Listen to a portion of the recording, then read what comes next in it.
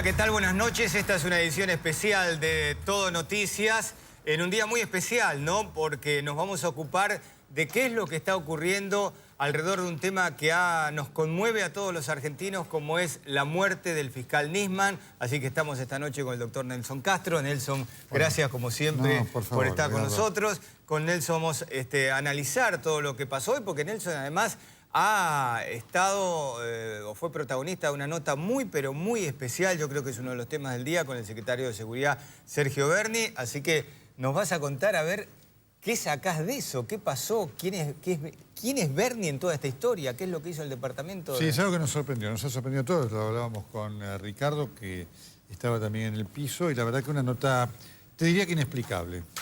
Después la comentamos, ¿sí? Realmente, sí. Y con Ricardo, hola Ricardo. ¿Qué tal? ¿Cómo estás? Buenas noches. Bueno, con vos tenemos un montón de cuestiones para analizar, ¿no? En cuanto a lo que se ha hecho, los estudios que se están haciendo balísticos, el arma que dicen que la utilizó Nisman, pero el arma no tiene rastros de pólvora. Rastros, sí. Si la autopsia ya está con lo que se hizo. Una autopsia que no se conoce y algunas dudas que hay con relación a las comprobaciones forenses, ¿no? Hay algunos trascendidos, pero con certezas muy pocas, lo cual abre posibilidades que van de un extremo a otro del arco. Lo mataron, se suicidó, hubo suicidio inducido. Esas alternativas están abiertas. Sí. Y lo importante es que hoy, a través del Centro de Información Judicial, ya se sabe, Nelson, se conoce, es público, todo el mundo puede acceder a la denuncia de Nisman, claro, ¿no?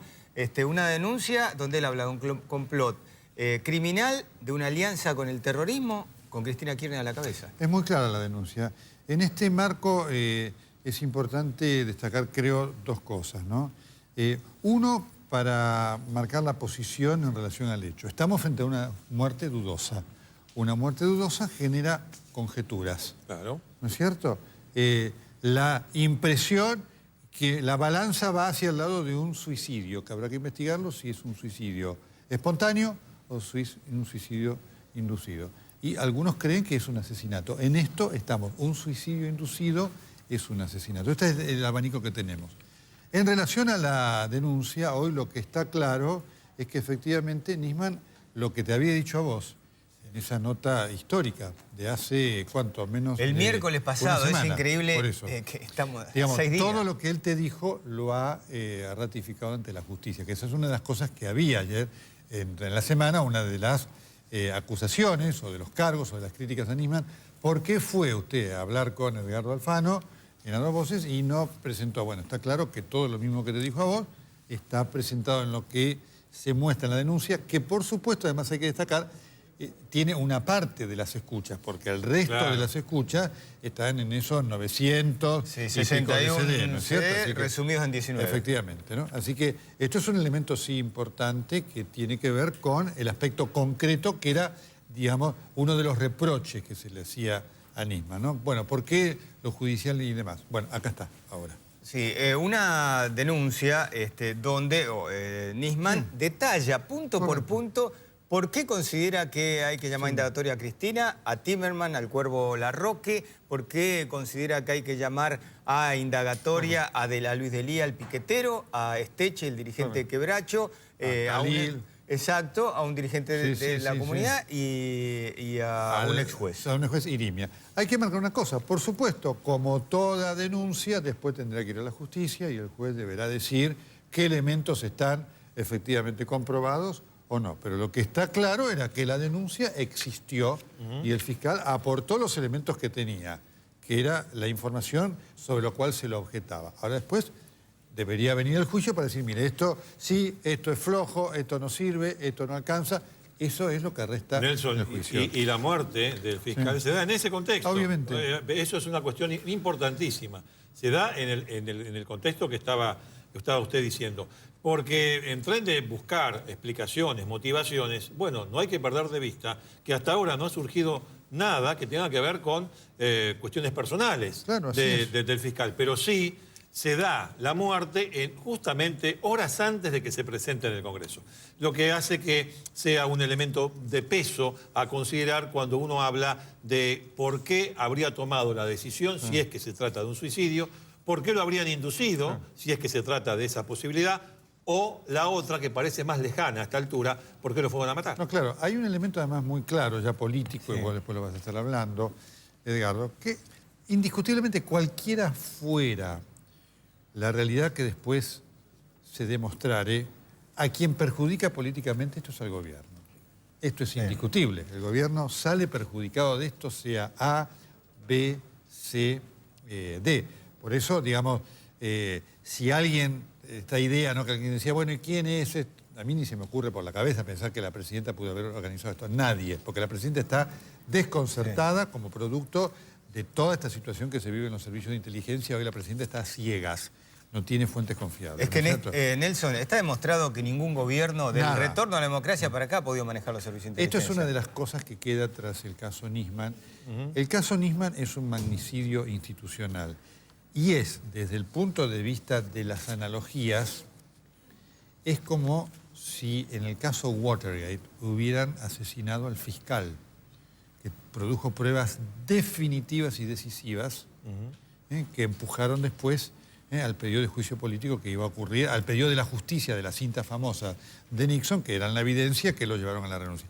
Es lo mismo, digamos, lo pongo para que veamos el nivel de gravedad institucional, al margen de lo político, que tiene este hecho, que entre otras cosas deja al descubierto una de las grandes deudas de la democracia y uno de los desafíos, Edgardo y Ricardo, para la dirigencia política que aspira a suceder a Cristina Fernández de Kirchner, porque esto el gobierno no lo puede arreglar más, es decir, el tema de inteligencia el gobierno no lo arreglará nunca más durante estos 10 meses que le queda. El tema es que si la dirigencia política que aspira a sucederla, aún la oficialista, aprende la lección que con los servicios de inteligencia, cuando vos los ponés para la mugre, un día te benefician y otro día te meten en la mugre. Te perjudican, claro. Exactamente. Ahora, Ricardo, ¿se podrá en algún momento, porque tenemos la denuncia de Nisman, unas 300 páginas, en algún momento, como se conoce eso, se podrá conocer o corresponde que la justicia dé todos los detalles de cómo murió Nisman, los detalles de la autopsia, los detalles de todo el estudio balístico, o son cosas que van a quedar simplemente entre cuatro paredes para la justicia y los abogados? Ojalá que no. Creo que todos nos merecemos conocer al dedillo qué es lo que pasó con Nisman, cómo se llegó a su muerte, cuáles fueron las acciones que él pudo haber cumplido ese fin de semana antes de provocarse el disparo, si es que se provocó el disparo. Quiero decir, nosotros cargamos con una historia que es contraria a lo que ahora es necesario que ocurra. ¿Cuál es esa historia? La historia del secreto. Y en verdad, en una situación como esta, todos necesitamos saber. Todos necesitamos saber todo tipo de circunstancias. ¿A qué me refiero? Las circunstancias forenses deben hacerse públicas, deben explicarse, circunstancias, las medidas de prueba, en la medida en que no perjudique la resolución del caso, y este tipo de medidas no lo perjudican, me parece que es una cuestión necesaria despejar las dudas y que se conozca al detalle cuáles son los pasos que va siguiendo la justicia. Lo conocemos a través de sus efectos. Por ejemplo, hoy sabemos que la jueza que se ha hecho cargo del caso... ¿Quién es? Es la doctora Fabiana Palmagini, que no estaba en funciones al momento en que se produce la muerte del fiscal. Estaba de licencia. Ella vuelve de su licencia e inmediatamente se hace cargo de la causa. Y esto es una cosa importante. Se hace cargo de la causa en este sentido. Ya no es la fiscal la que conduce la investigación. Ahora es la jueza de instrucción. En Capital Federal y territorios nacionales, el juez de instrucción tiene la potestad de manejar la investigación. Y en este caso la jueza lo está haciendo. Claro, hay una serie de medidas ya en marcha. Uno se puede imaginar, luego, al momento de tomar una evaluación sobre la totalidad de la prueba, ¿cómo va a encajar eso con un lugar que ella no conoce? ¿Qué es lo que hizo con buen criterio? Fue al lugar donde se produjo la muerte. Y fue con, atención, no fue con la federal, fue con la metropolitana. Sí, sí. Porque una de las cuestiones que habíamos planteado al principio, cuando se conoció este caso, este lamentable caso, es ¿cómo es posible que investigue la muerte de un fiscal que acusó el gobierno, la agencia de seguridad de Claro, ese por propio supuesto. gobierno, es decir, Sí. Policía Federal, Prefectura y Gendarmería. Bueno, había como una especie de encerrón ahí. ¿Quién más sino? La jueza le ha encontrado una vuelta. Fue a hacer la inspección ocular, fue a ver la casa con la Metropolitana. Tal vez sea todo un síntoma esto, ¿eh? Tal vez sea un indicio sobre cómo va a encarar esta investigación. Nelson, por supuesto que la muerte de Nisman nos conmueve a todos y la atención se puso como corresponde en saber por qué, cómo murió, si fue un suicidio, qué lo llevó al suicidio. Ahora, no hay que perder el eje que tenemos dos cuestiones, la de Nisman, que plantea él, pero tenemos la denuncia. Bueno, claro. Porque si no, la denuncia termina como, bueno, presentada Claro, así es. por Nisman Y chao, y un caso secundario. Exactamente. No, son dos casos, es muy importante lo que vos decís. Acá ahora hay que investigar la muerte de Nisman y la denuncia de Nisman. La denuncia de Nisman es una denuncia por encubrimiento que es algo diferente de la causa del ataque terrorista contra Irán. Así que esto es una complicación importante en cuanto a la complejidad de todo lo que hay que investigar. Es decir, de una causa ahora hay tres, ¿no? Está la casa de la OMIA, impune. Está el caso del encubrimiento, veremos qué es lo que pasa, y está el caso de la muerte de Nisman. Es decir, esto se ha complejizado de una manera brutal. Y por supuesto que esto es lo que genera duda, porque vos decís, si cuando estaba la causa madre pasó lo que pasó, es decir, nada, ¿qué pasará ahora? Digamos, con esta necesidad de diversificar investigaciones que en algún momento comparten una misma trama, con jueces diferentes. ¿Tendrá un juez una voluntad distinta de otra? Este es un punto. En relación a esto de las denuncias, hoy el juez Rodolfo Canicova Corral produjo una definición importante, porque el jueves pasado, después de la nota que dio contigo, entre el jueves y el viernes, Canicova Corral dijo, nunca ordené esas escuchas. Nisman contestó a la nota tuya el día jueves, especificando que eran las escuchas que venían ordenándose desde hace 7 años. Hoy Canicova Corral le preguntaron, entonces, ¿hubo una contradicción? Ninguna contradicción, dijo. Confirmó lo dicho por Nisman, es decir, Canicova Corral, que primero le quiso tirar una mano de barro a Nisman, hoy, ya muerto, por supuesto, ¿no? No es un dato menor, dijo, no, nada incoherente. Efectivamente, esas escuchas eran las que yo había ordenado, las que decía el fiscal. No hubo nada nuevo, no hubo ninguna ilegalidad. Digo, es interesante el dato, entre comillas, porque uno se pregunta, ¿y por qué Canicova Corral no lo dijo esto con Nisman en vida, digamos, y lo dijo 2 días después de muerto, ¿no? Son detalles que van apareciendo que también marcan por lo menos la existencia de fundamentos en lo que Nisman venía presentando y que al gobierno indiscutiblemente le preocupaba, porque esto sí también lo quiero marcar, Edgardo, el reproche para el gobierno, lo que le pesa al gobierno, es que el gobierno lo aisló a Nisman y se empeñó en destrozarlo. Es decir, el gobierno no es que dijo, yo voy a ir a la reunión del próximo lunes a defenderme como corresponde de las acusaciones y las voy a revertir una por una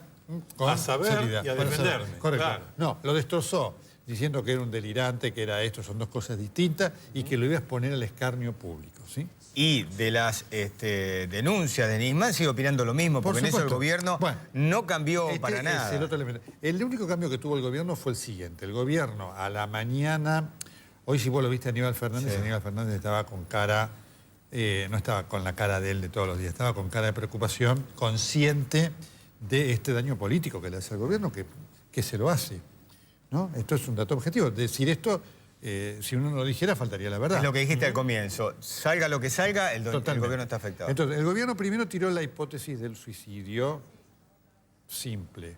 Después se vio que había un montón de elementos que obligaban por lo menos a considerar lo otro. Entre otras cosas, lo que nos dijo la fiscal ayer. ¿Te acordás que dijo? Sí. No descarto ninguna hipótesis. No descarto. Por lo tanto, la inducción. La inducción. Sí, claro. Si vos te fijas en esa carta, esto lo digo yo, lamentable de la Presidenta de la República de ayer, la Presidenta pone suicidio, lo pone como dudando, ¿no es cierto? Sí. Digamos, suicidio, interrogantes y demás. El gobierno cambia en el día y entonces va por la idea del suicidio inducido. Cuando dijo, bueno, hay que ver qué sectores de la mafia, y ponerlo de Clarín, como diciendo, bueno, la mafia de Clarín. Como siempre digo, por suerte existe Clarín para el gobierno para echar la culpa a alguien. Si no existiera Clarín, no sé a quién le va a echar la culpa. Digamos, fue algo tan grotesco que ayer inclusive ni Juliana Di Tulio lo tomaba esto. Pero entonces el gobierno entra en esto de decir, bueno, lo del suicidio simple, va a haber que demostrarlo. Claro. Ahora, entonces, ¿qué es lo que hace el gobierno igual sutilmente?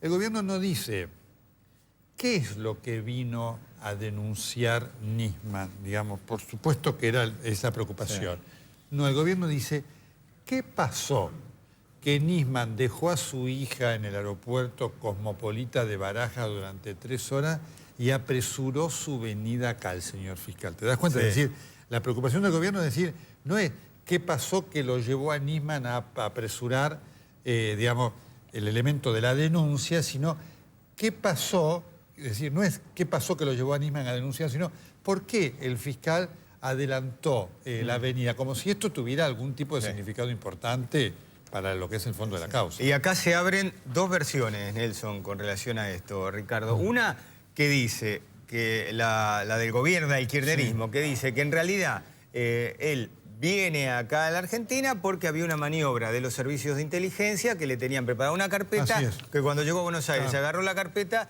e hizo la denuncia. Esa cosa pone a Clarín, diciendo esta carpeta armada con Clarín para la cobertura, por las tapas, un disparate absoluto, sí. Esa es la del kirchnerismo. Sí.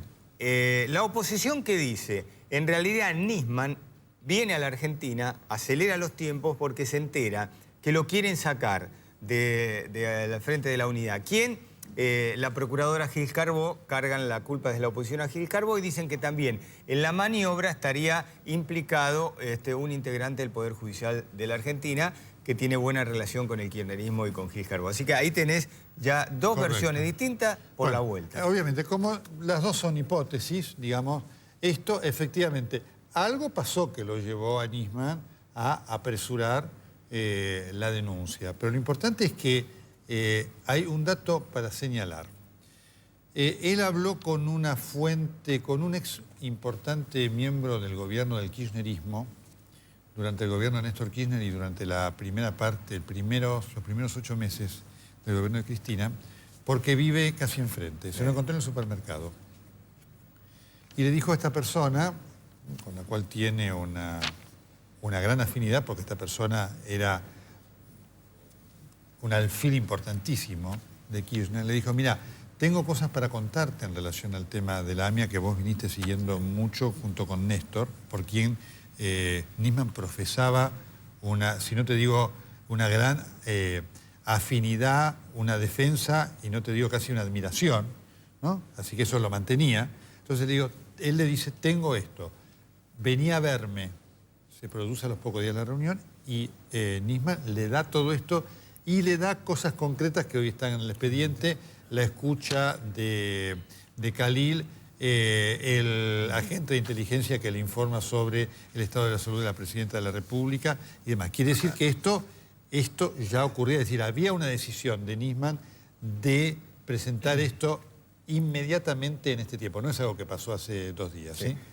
Ahora nos vamos a meter con la nota del día, porque la nota del día tuvo como protagonista Nelson Castro, su diálogo en Todo Noticias con Sergio Berni, el secretario de Seguridad.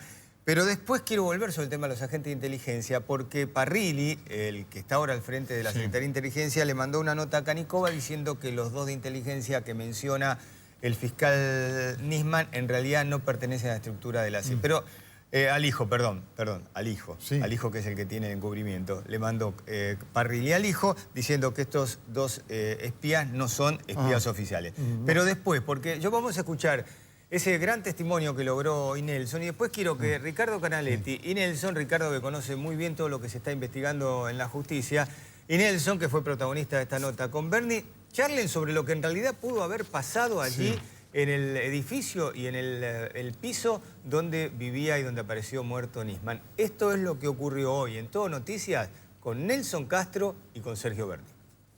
Cuando llegué en la cocina, pues yo entré por la habitación, por la puerta de atrás, obviamente. Estaban los familiares, estaba la madre. Obviamente que uno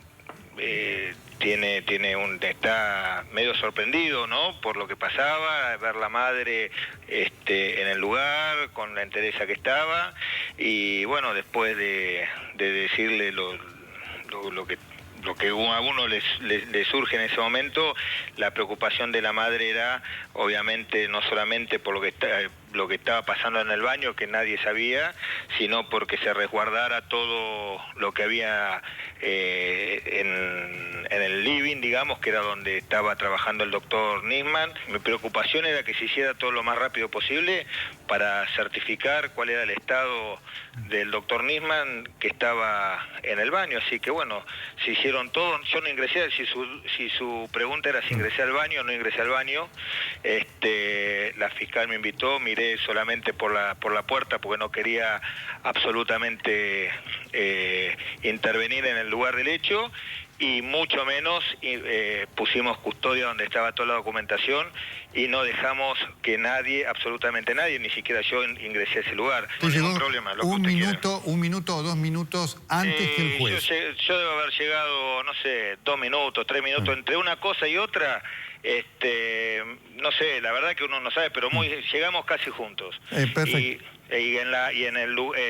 No entré al baño, no entré donde estaba, ni dejé que entrara nadie. Mi principal problema era saber qué había pasado con la custodia, porque es responsabilidad. Yo tenía 10 personas de la Policía Federal que lo estaba custodiando, y no podía ser que el fiscal nadie tuviera conocimiento de qué había pasado con el fiscal desde hacía varias horas. A mí me avisa mi subsecretario.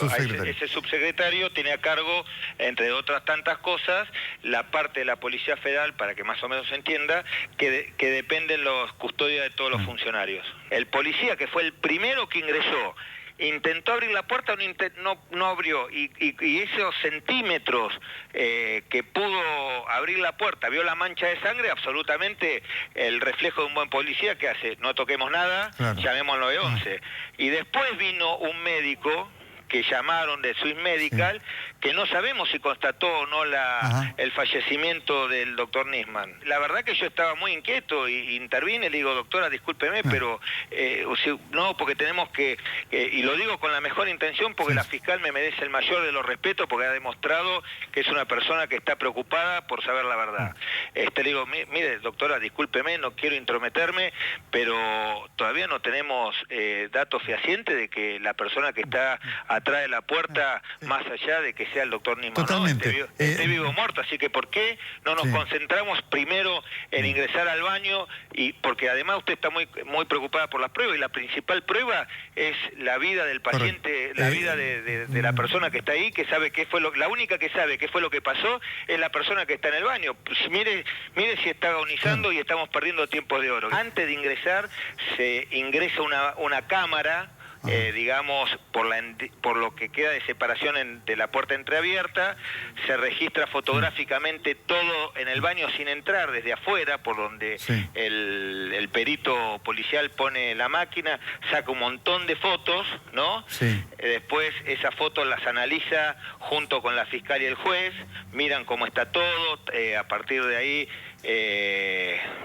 vuelven a poner otra porque había algo que no había salido bien, vuelven a sacar fotos, y a partir de ahí le digo: doctora, primero, ¿por qué no ingresa?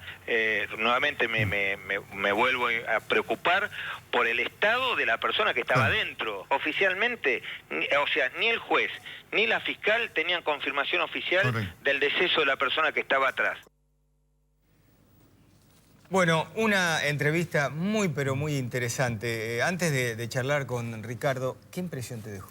Bueno, que lo que decía tenía una falta de coherencia, era algo incomprensible, y era una historia que no cerraba, lo que cuenta no cerraba, porque él, ¿qué dice?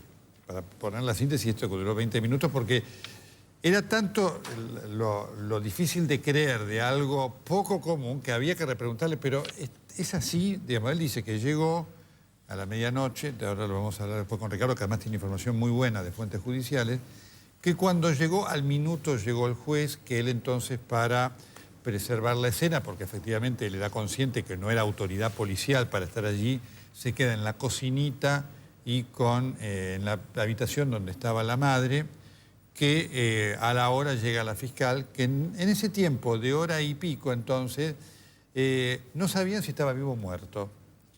Y que entonces por eso dice, estábamos ahí porque la fiscal, él le endilga una actitud de indiferencia a la justicia, diciendo, no, la justicia estaba, lo que él quiere resumir, preocupada por preservar el lugar del hecho y no por la persona que estaba ahí. Dice, el paciente, la persona, no sabíamos si estaba viva o muerta. Entonces, claro, resulta no creíble que decir que estaba la madre ahí. Le preguntamos, pero la madre, digamos, ¿qué hacía? La madre estaba ahí del fiscal 10 minutos, 15 minutos, 30 minutos, 45 minutos, 50 minutos con la puerta entreabierta sin saber si su hijo estaba vivo o muerto. Y la preocupación de la madre era, ¿cuál? La preservación de la escena sin saber si era la escena del crimen o qué. Entonces Bernie dice, no, yo por eso, vio que dice, porque eso me pasa a mí, yo agarro y rompo la puerta.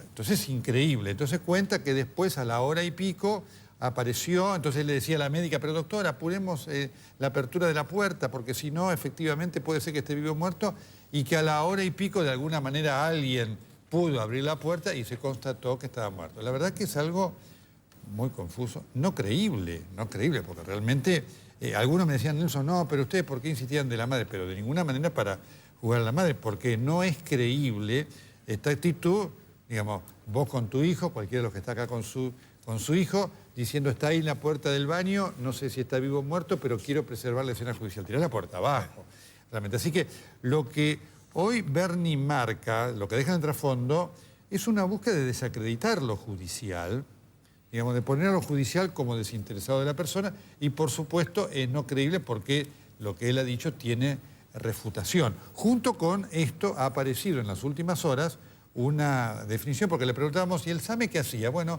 el SAME estaba abajo y no podía entrar. Bueno, el SAME quiso entrar y la policía no lo dejó. Así que es muy confuso y es no creíble. Lo que hoy cuenta Bernie, al final de cuentas, es no creíble y uno dice, ¿para qué y por qué cuenta esto que no es creíble? Ricardo, a ver, con lo que vos tenés de información. Un relato fantástico. Un relato fantástico. Yo creo que ni el mejor novelista se le pudo haber ocurrido un argumento de ficción tan atractivo como este. Es un relato fantástico y es una clara injerencia del Poder Ejecutivo en una investigación criminal. Clarísima injerencia, a través de la manipulación de la información. Esto que se escuchó aquí en su noticiero, Nelson, es manipular la información. ¿Por qué fue manipular la información? Porque si uno se detiene un instante luego de escuchar la novela, esta novela de Bernie, se da cuenta que menos mal que existe Bernie. Sí. Porque si no, nada en este país funcionaría. Nada.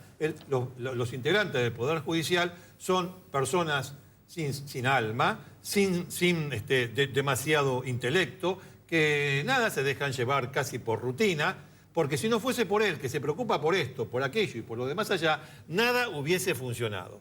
Es realmente un relato fantástico. Como por ejemplo, cuando dice, la fiscal me invitó a entrar al baño, sabiendo que la fiscal no lo invitó a entrar al baño, no lo puede invitar a entrar al baño. De hecho, no lo hizo, pero justamente, ¿dónde está la falacia acá? La fiscal me invitó a entrar al baño y yo no quise, porque yo soy mejor que la fiscal. Porque si no, si fuese por la fiscal, todo sería un desastre, porque yo hubiese entrado al baño. ¿Se entiende? Sí, sí, claro. Sí, entonces, sí. Usted lo que acaba de marcar, 1 hora y media de personas que no sabían si en el baño había una persona muerta o estaba con vida. Dijo, usted le preguntó, ¿cuánto tiempo? Y como 1 hora, no, más de 1 hora. Es una palabra, yo le quiero dar, usted lo sabe bien, una información. Quiero dar una información. La información que yo tengo, y esa información no es versión, no es rumor, no es chisme, no es nada. Es información.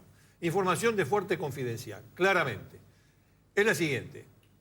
Los funcionarios judiciales que fueron en ese momento al departamento del fiscal Nisman ya sabían que el fiscal Nisman estaba muerto.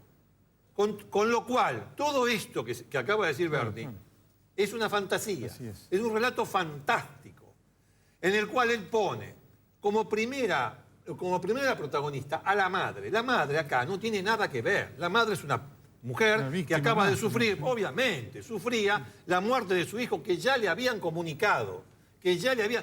En un momento llega a decir, esta persona del Ministerio de Seguridad, porque la madre le habían dicho de un golpe y que esto que lo otro. A ver, ni una madre, ni un fiscal, ni un juez, ni nadie, en una situación como esa, deja pasar 1 hora y media. No, claro. Además, con la excusa, lo dijo, pero con absoluta claridad, con la excusa de que estaban preservando pruebas. A ver, esas personas que están allí y nosotros somos tan tontos para creer que él era el único que se daba cuenta que la principal prueba era el cadáver. Pero a ver, somos tan tarados para no darnos cuenta de que la principal prueba era el cadáver. No, a nosotros nos toma el pelo ahora. Pero ahí, si es que lo hizo, le estaba tomando el pelo a la fiscal, al juez. Yo tengo información de que este hombre no se comportó así. Sí, hay varios que lo dicen. De que no se comportó así. Sí. Porque la imagen que él da al aparecer con helicóptero y todos los antecedentes que ya sabemos de las cosas que hace, es la de un tipo que, si no está él ahí, no se solucionan las cosas. Además de apalear a los obreros que cortan rutas por cuestiones sindicales, además de hacer eso, Bernie también nos tiene acostumbrados a este tipo de cosas. Fíjate que allá, Ricardo, la fiscal, él además le da todo un tema, ¿no? Bueno, yo estaba ahí 1 hora antes. La fiscal dice, yo no sé qué hacía Bernie ahí. Hablando de 1 hora antes, Nelson, usted sabe que el juez estaba ahí antes. Sí, efectivamente es así. El juez estaba allí, el juez lo vio entrar, llegó antes que él. Exactamente. No llegó 1 minuto antes que él. Subió 1 minuto antes que él porque Bernie no lo ve. Claro, efectivamente. Bernie no lo ve y sube. Luego sube el juez cuando lo ve a Bernie, porque en definitiva, ¿qué hace este hombre acá? Claro. Bueno, sube y entonces Bernie dice, sí, llegó 1 minuto después que yo. Llegó al piso, pero en realidad al edificio había llegado ya antes. Sí, y hay que explicarle a la gente que la autoridad policial, él después cuando se lo preguntábamos en la nota lo reconocía, la autoridad policial que correspondía era el comisario de la zona, es más, no a él como autoridad política que no tenía absolutamente nada que hacer. Y yo hoy le preguntaba si, cómo, porque la Policía Federal está a cargo de la Secretaría de Seguridad, si no puede argumentar la Policía Federal está a cargo mío. Él dijo, no, los custodios dependían de mí, pero de todas maneras eso no le da potestad a él para entrar en una escena en donde el que manda es el juez. Ahora, lo que él cuenta es un relato, por eso digo, es un relato, cuando vos lo ves, casi, digamos, era tan disparatado, por eso hubo que escucharlo, preguntarle y refrenar cosas, porque casi hasta el momento, cuando él dice, fue alguien de la Swiss Medical, lo vio y se fue. Si, digamos, en lo que él describe, si se fue y la persona estaba con vida, es un abandono de persona que le generaría al médico que entrevió que podría estar vivo o muerto. Decir, pero ¿cómo no hizo nada para decir, mire, tiene que venir una ambulancia ya inmediatamente para llevárselo y demás, porque si no es un abandono de persona, con negligencia y demás, judicialmente grave. Así que es insostenible. Tanta gente reunida allí para no saber si quien estaba en el baño estaba vivo o muerto, pero eso no puede caber en la cabeza de nadie. Bueno, sí, en la cabeza de una persona cabe. No tiene gollete. Vamos a subrayar esto. La autoridad máxima en una escena donde ha habido una muerte violenta es la autoridad judicial. Sea la fiscal, si es un NN o un caso de suicidio, sea el juez. En ese caso estaban los dos. Y esos eran los que resolvían, hacían y deshacían. E insisto con lo del principio. Al juez, cuando le dan aviso y le da aviso a la policía, le dicen, doctor, el fiscal Nisman está muerto. O sea que el mismo juez se encarga de comunicarle esa situación a la fiscal. Por supuesto. Hay muchas cosas, obviamente, que también dentro de estos procedimientos raros, aquí no estaba Bernie, es decir, llama mucho la atención todo el tiempo que pasó desde que la custodia tuvo la sospecha de que algo le pasaba hasta que entraron.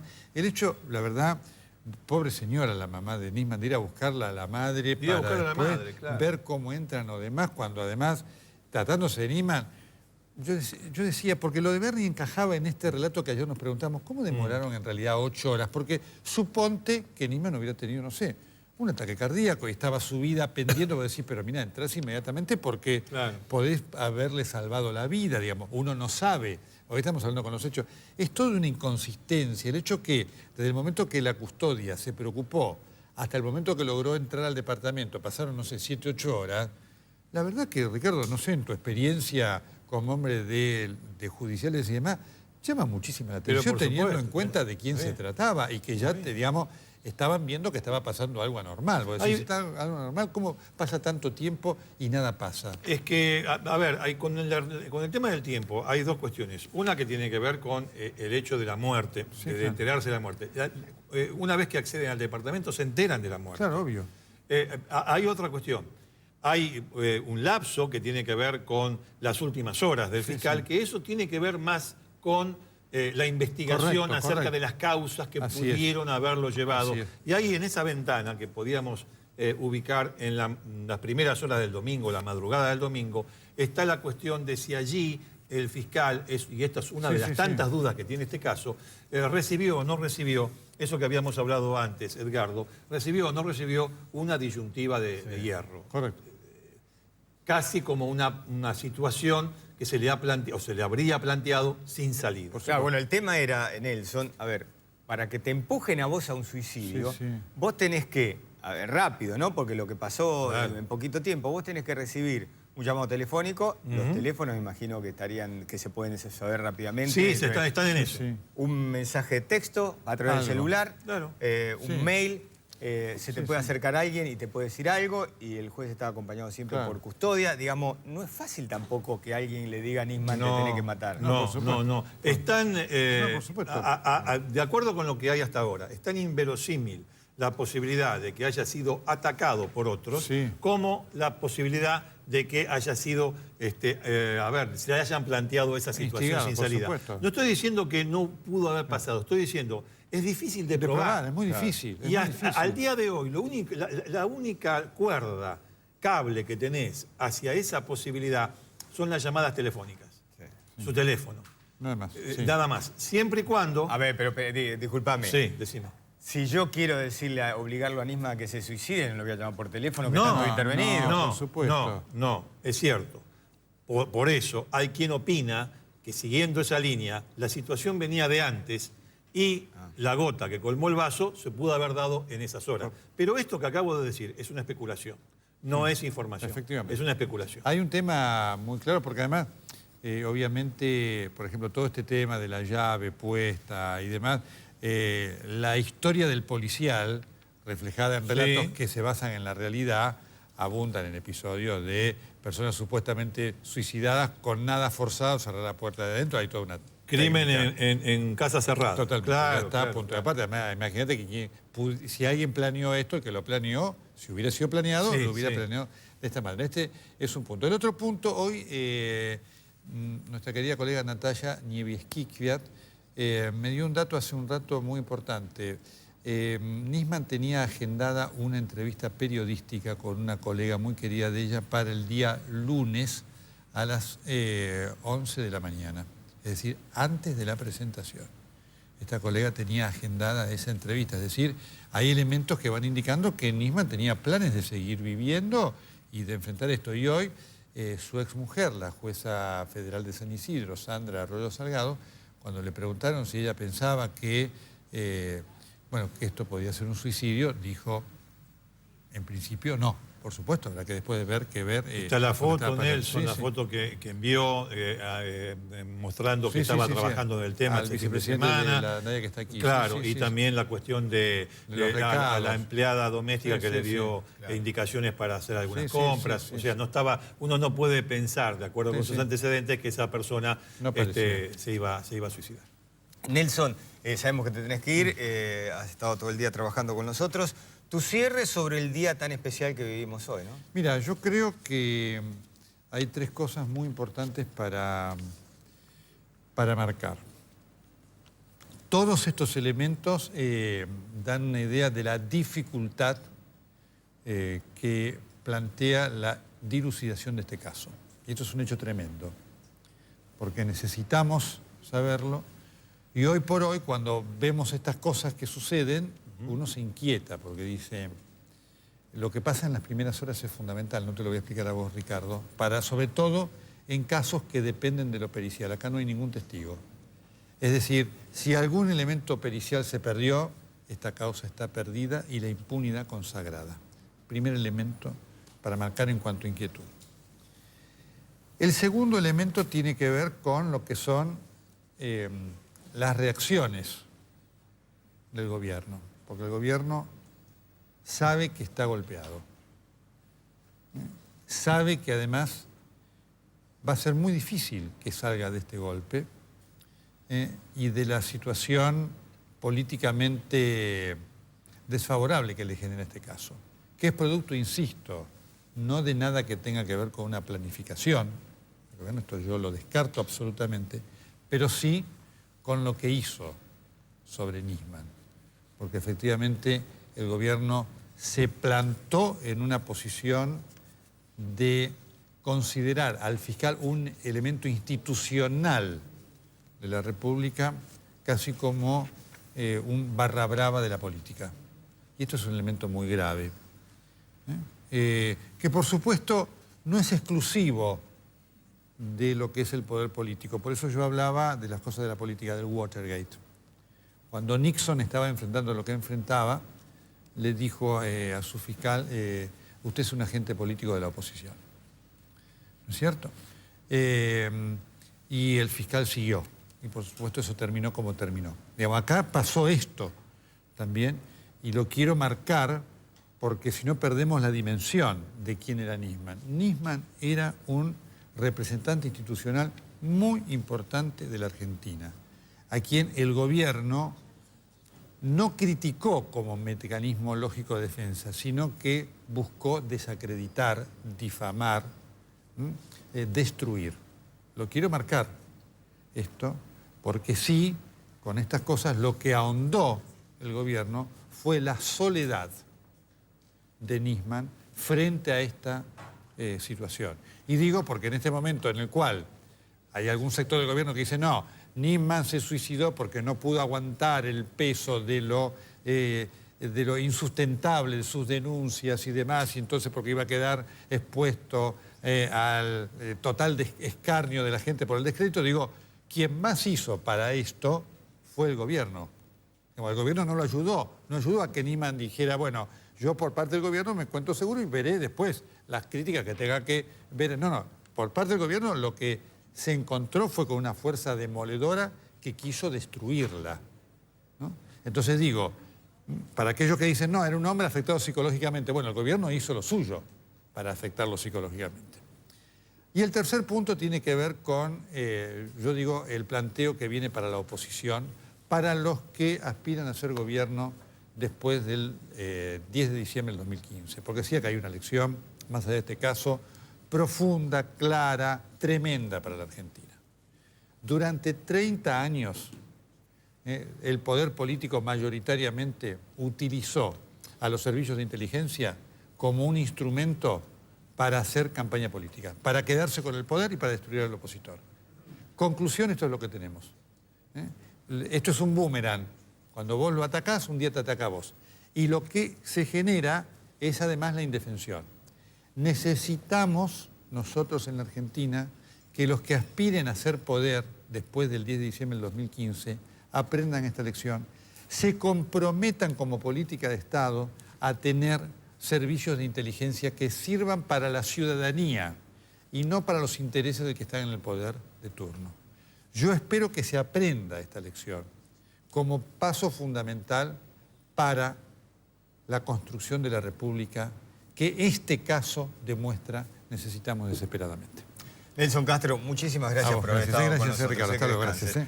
Bueno, a ver, Ricardo, después de la pausa yo me voy a acomodar en tu silla, voy a mirar para allá y te voy a escuchar atentamente. Yo me voy a ir para allá. Para que nos cuentes qué. Te voy a contar por qué la data de la muerte es las 15 horas del domingo. Te voy a contar cómo es posible que se hable de una persona que se disparó por su propia mano un tiro en la cabeza y no tenga pólvora en la mano. Y este señor que estamos viendo ahora es Waldo Wolf, es el vicepresidente de la DAIA. Este hombre recibió el último mensaje que se conozca del fiscal Nisman. Con él vamos a hablar después de la pausa. Y también en este programa especial de Todo Noticias, allí ya están los diputados Darío Justosi del Frente Renovador y Federico Pinedo del PRO vamos a hablar con ellos también porque Nisman quería hablar con los diputados y quería dar toda la información que tenía de esas 300 páginas que hoy se conoció a través de la página informativa de la Corte Suprema de Justicia. Y también Ricardo va a hablar con Olga Fernández Chávez, que es perito balística. ¿Está bien, Ricardo, así Perfecto. el título? Bueno, todo esto en este programa especial de Todo Noticias. Después de la pausa.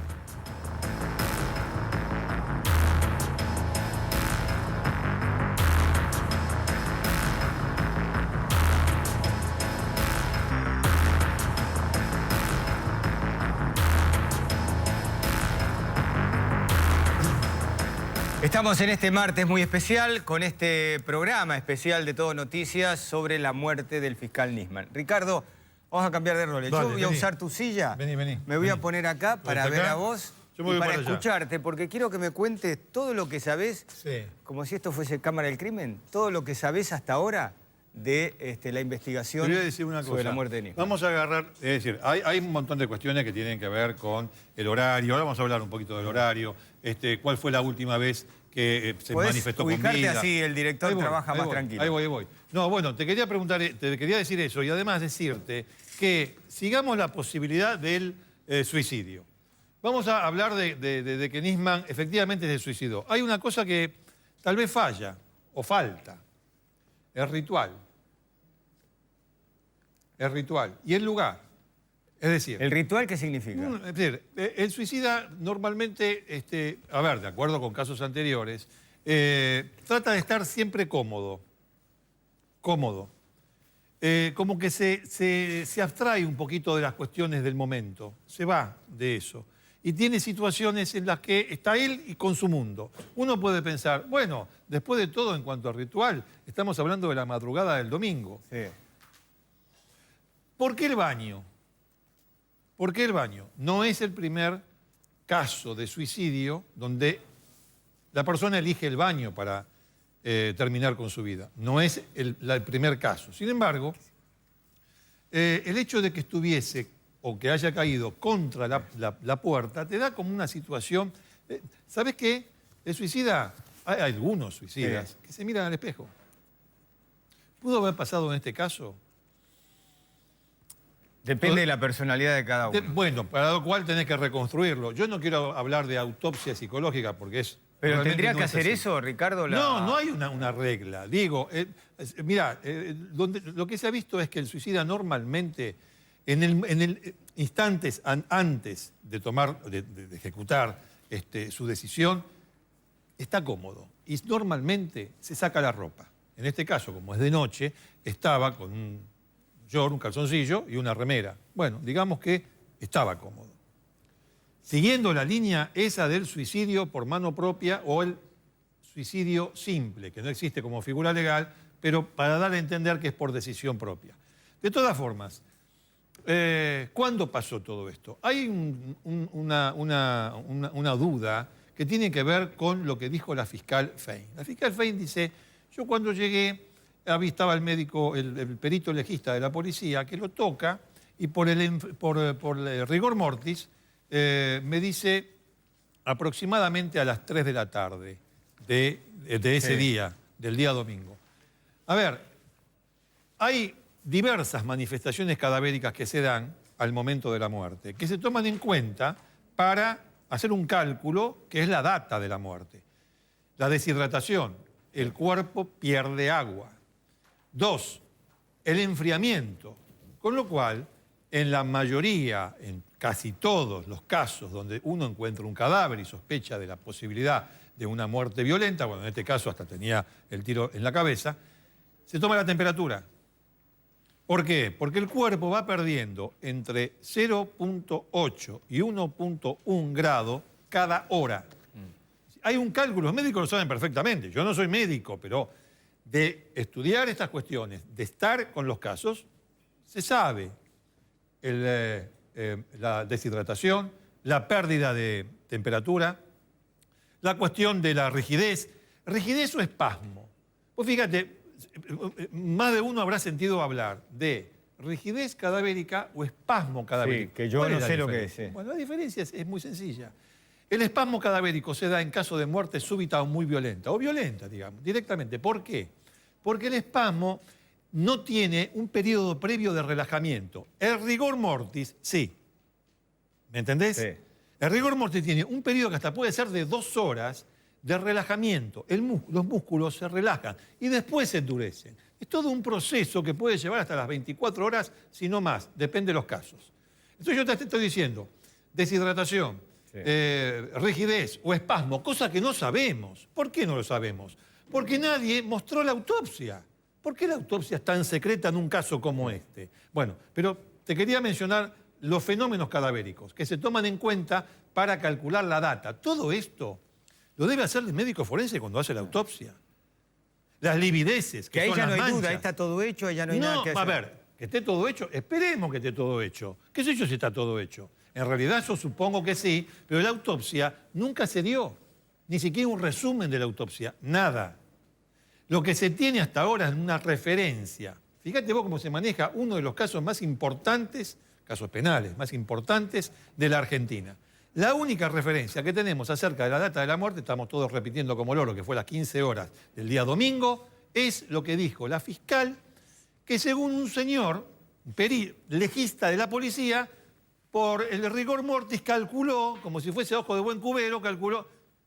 A ver, no es muy serio que digamos. Espera, Sí, yo te quiero hacer una pregunta porque cuando nos enteramos todos del horario, ¿no?, que vos decís, pensamos en otro horario. ¿Pero por qué pensamos en otro horario, Ricardo? Por los diarios. Porque el fiscal no se llevó los diarios, el domingo. Entonces pensamos, la muerte fue antes, entonces que le tiraran lo de la mañana. Bueno, se supone que sí, sobre todo cuando el fiscal estaba muy interesado en leer una noticia, en una revista, dije el nombre, la revista Noticias, y además en chequear con los diarios información que él tenía. Porque, a ver, la información de... Espérate ahí, ya para no perdernos, porque el kiosquero hoy habló con nosotros, con Todo Noticias, y dijo, sí, el fiscal me había pedido que no me olvidara de llevarle la revista. Claro, exacto.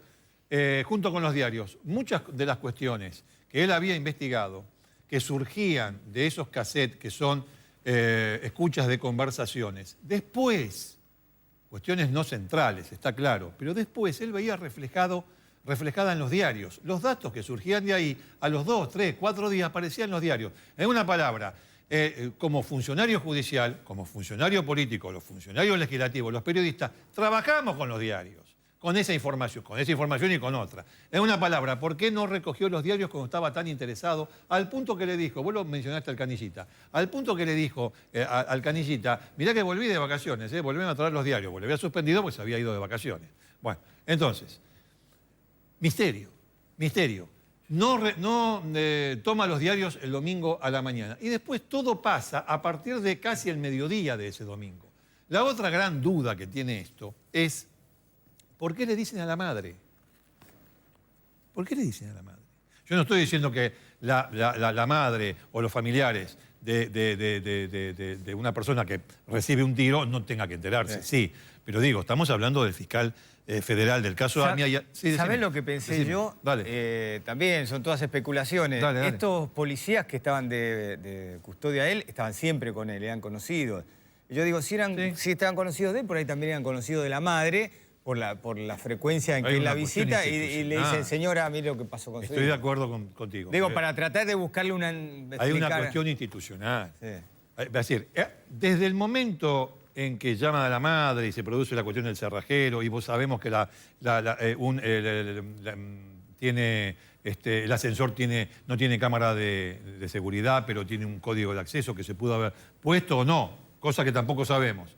La puerta de servicio, está bien todo eso. Pasa esas horas de la tarde del domingo y el juez del caso, que insisto, le dicen, el fiscal Nisman está muerto, se entera a la noche.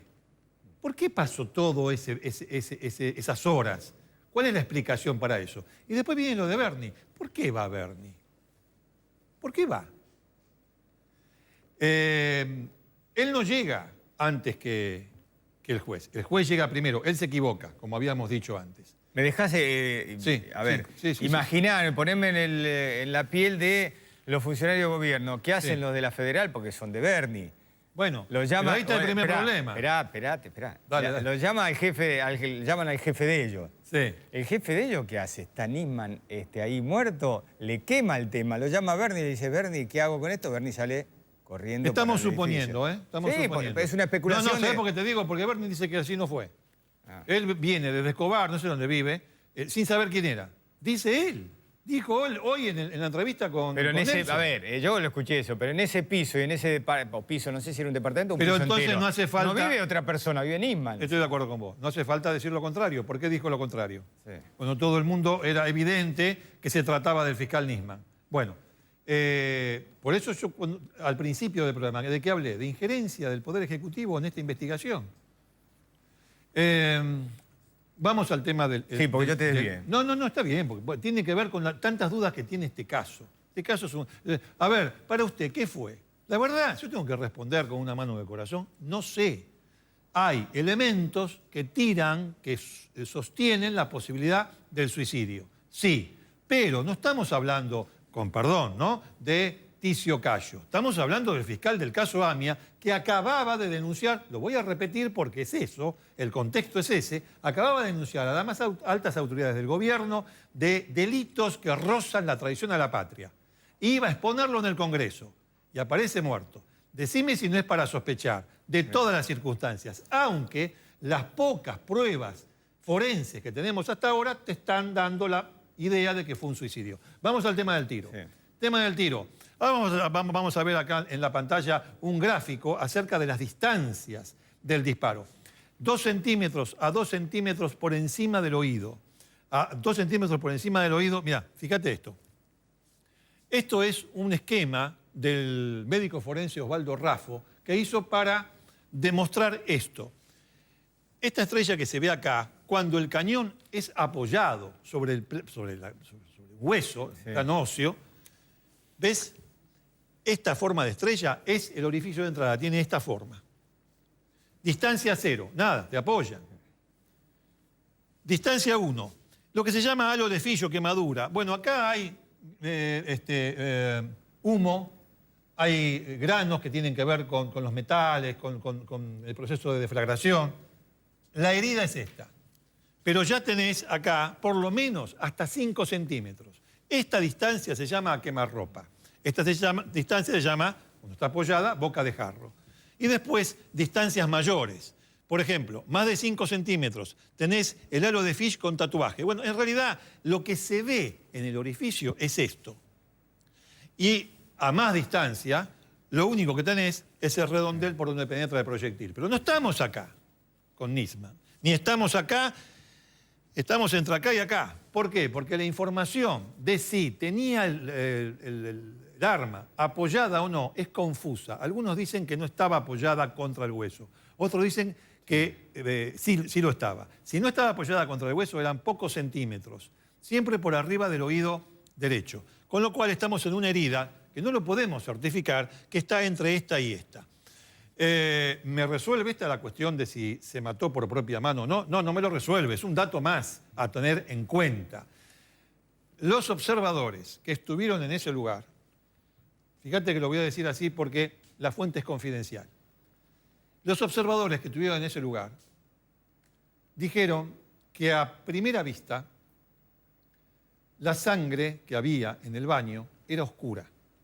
Es decir, que había pasado bastante tiempo. Vuelvo al tema de la data. Había pasado algunas horas desde el momento en que esa herida se produjo. Sí.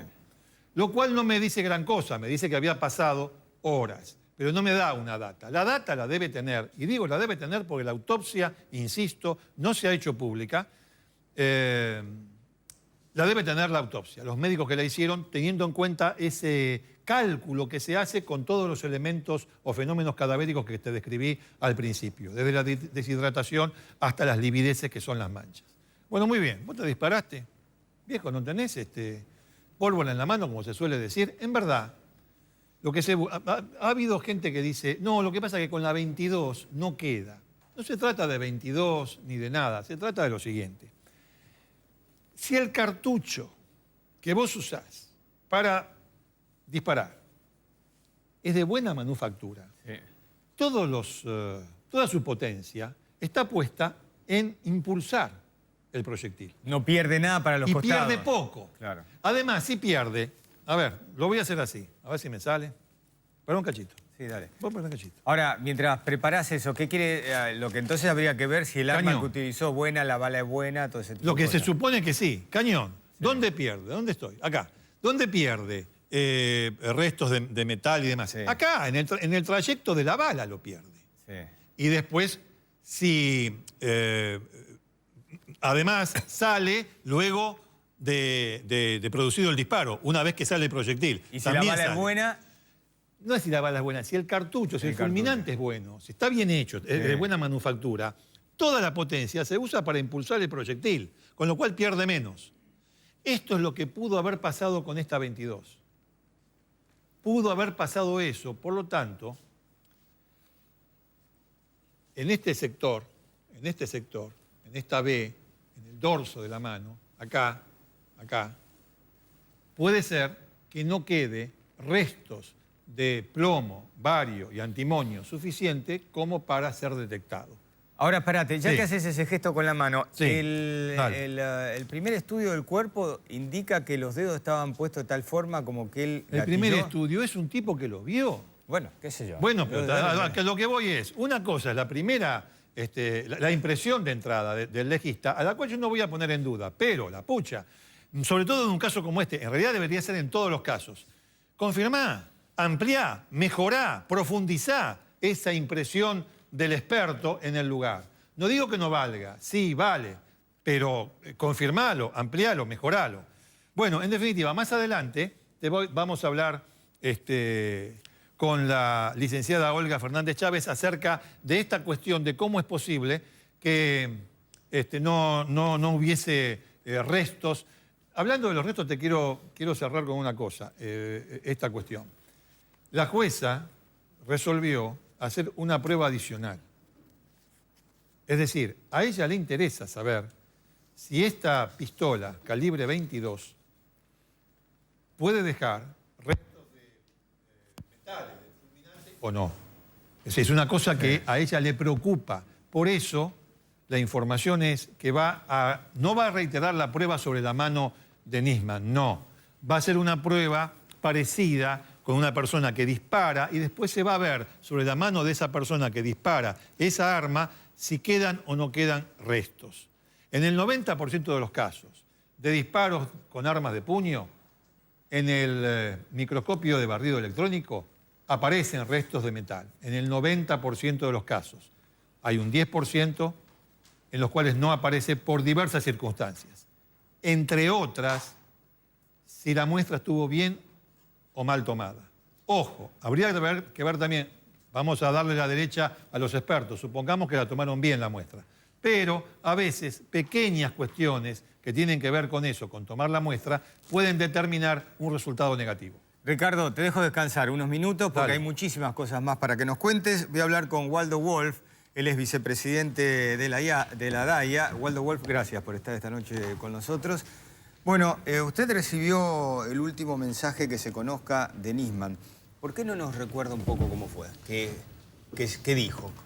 Bueno, en realidad no sé si es el último mensaje. Por eso, yo dije, por lo menos que se conozca. Yo recibí una foto de él, que en mi teléfono está con la data y la hora del sábado a las 18:27. Después le mandé un WhatsApp más, porque nosotros teníamos intercambio de información en función del lugar que lo ocupaba y de nosotros ser querellantes. Se le había presentado el miércoles esta nueva instancia de la causa. ¿Se aumentó ese contacto a partir del miércoles? Sí, en esta etapa aumentó, si bien era fluido, pero en situaciones como estas es lógico. Nosotros lo fuimos a ver el miércoles junto con otros miembros del Consejo Directivo de la DAIA, y el día sábado teníamos una duda puntual, que era quién debía levantar el secreto del sumario sobre los miembros de identidad reservada, y le mandé un WhatsApp con términos coloquiales. Uno no le manda un telex a alguien con quien tiene contacto. ¿Qué tal? Buenas tardes, ¿cómo estás? Y él me respondió con una foto que nunca me había mandado. Una foto, yo no era amigo de él y no tenía relación por afuera del lugar que cada uno de nosotros ocupa.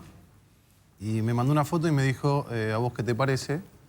De hecho, yo le contesté con un chiste que no viene al caso. Y ahí me llamó y le hice esta pregunta. Y finalmente, para cerrar el tema del contacto telefónico, el día domingo le mandé 2 WhatsApp muy cortitos. Uno que decía buen día a las 12:00 del mediodía y uno a las 12:01 que decía si él consideraba que correspondía que nosotros vayamos al día siguiente a la reunión de comisión, porque en ese momento se comenzó a discutir si era reservada o si era abierta.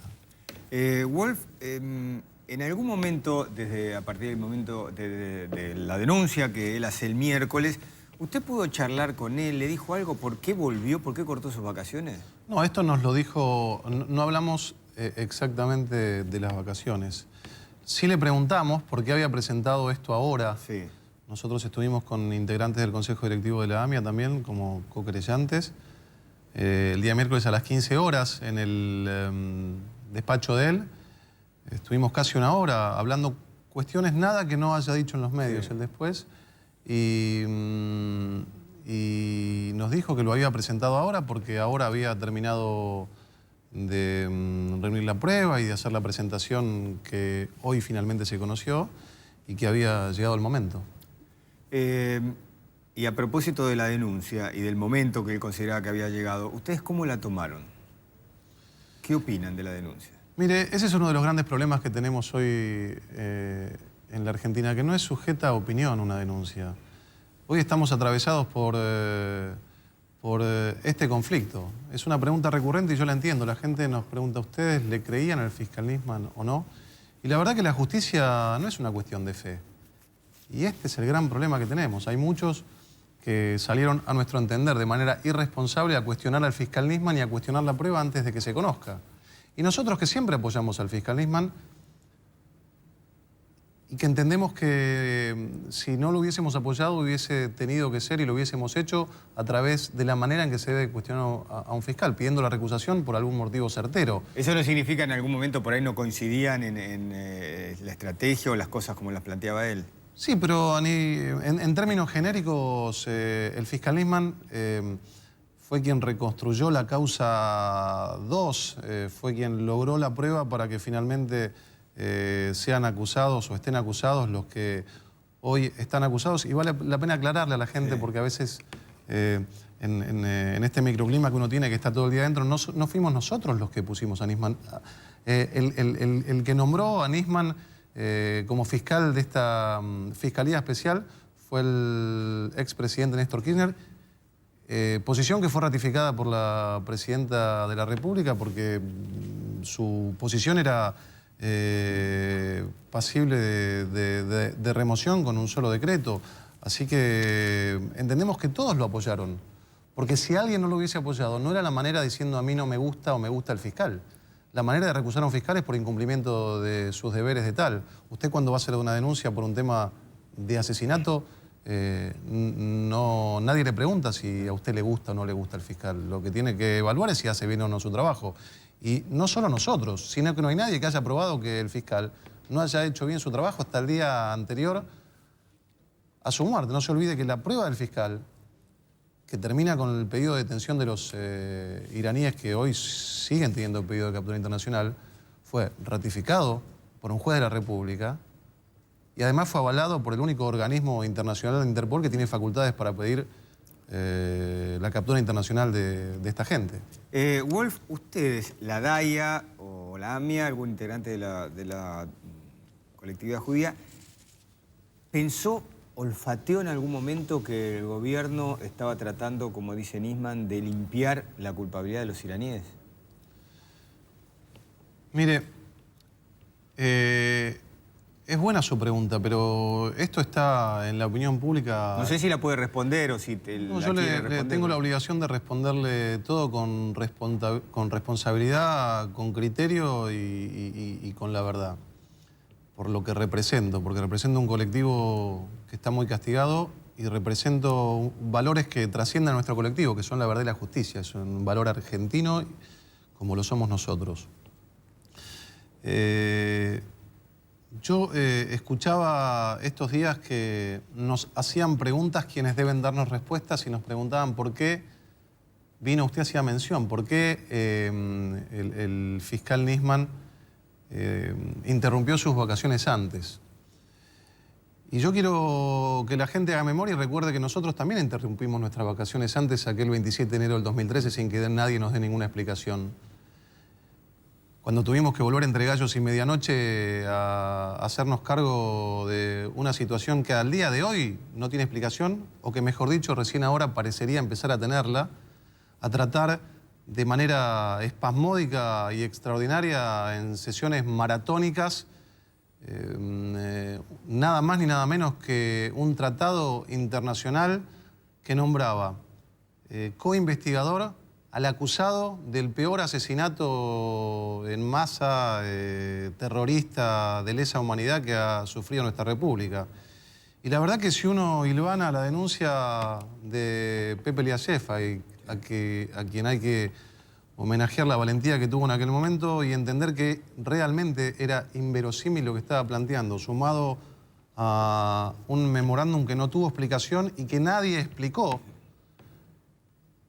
y la denuncia del fiscal Nisman, quiero decirles que estamos llenos de preguntas y lamentablemente nos vienen a hacer a nosotros preguntas, quienes tienen la obligación de darnos respuestas. No, está claro. Por eso yo le decía, si ustedes percibían, olfateaba que con el memorándum quieren limpiar a los iraníes.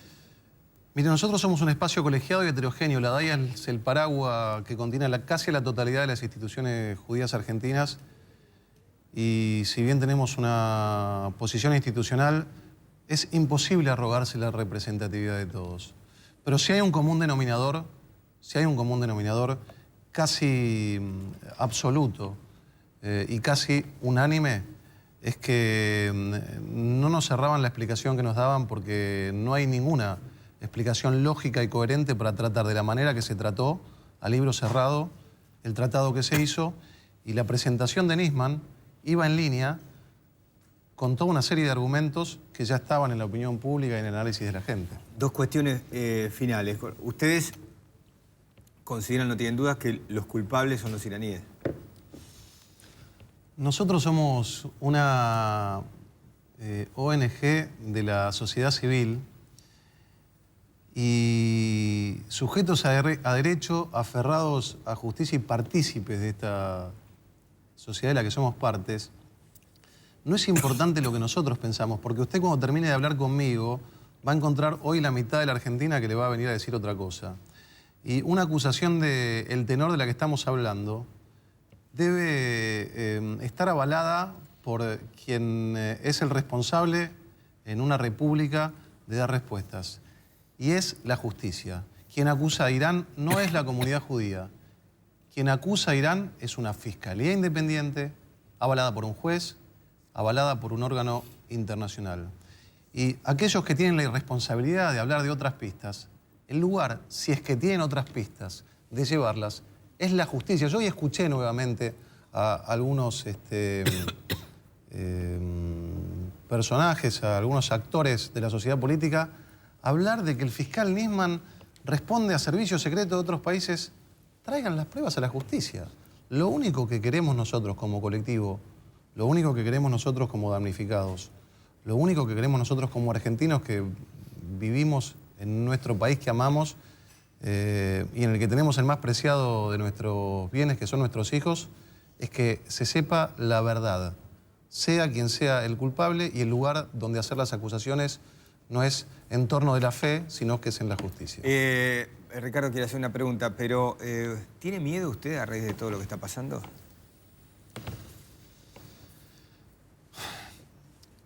Mire, yo no tengo miedo. Razón por la cual no soy valiente, porque no tengo miedo. Pero antes de venir acá, una de las personas que más quiero en este mundo me dijo que tenía miedo. Y me provoca profunda tristeza que aquellos que nosotros tenemos que cuidar tengan miedo de vivir en este nuestro país, en el que tantos queremos más tranquilidad.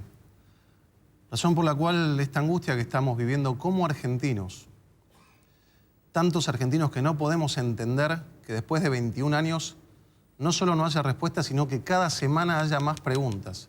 Fíjese usted que todavía no estamos analizando la causa que presentó el fiscal y ya estamos analizando la muerte. Es hora de que transformemos la angustia y la bronca que tenemos en sensatez y que les pidamos a nuestros políticos por encima de banderas partidarias que en cuestiones trascendentales y universales como la verdad, la seguridad y la justicia se transformen, como decía Churchill, en estadistas y dejen de pensar en las próximas elecciones y comiencen a pensar en las próximas generaciones. Ricardo. Es la justicia, como usted bien dijo, la que sigue, la que ha instalado y la que sigue la pista iraní. Y era el fiscal Nisman el que llevaba adelante esa posibilidad, esa hipótesis. También avalado por el juez, Canicoba Corral. Pero Nisman está muerto. Hay muchas palabras para decir. Pero en el aquí y ahora, ¿se terminó la causa AMIA? Mire, yo sería un irresponsable y un mentiroso si yo le digo cómo van a seguir las cosas, porque acá hay muchos actores. Lo que sí le puedo decir qué es lo que va a seguir haciendo la institución que tengo el orgullo de representar, que es lo que hizo siempre.